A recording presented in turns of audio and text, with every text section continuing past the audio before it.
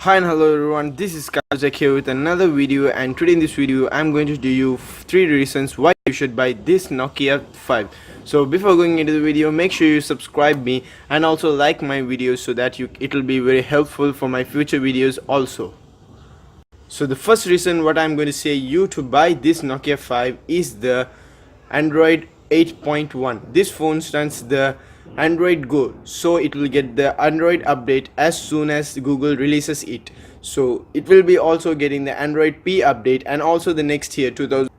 And the second reason why you should buy this Nokia 5 is the aluminium body built into it. If you know that the Nokia 1, the Nokia 2 and the Nokia 3 has a plastic body in it, but the Nokia 5 has a premium quality aluminium body into it, so that this is the main reason why you should buy this, because it gives a very premium quality and gives a very good grip to your hand.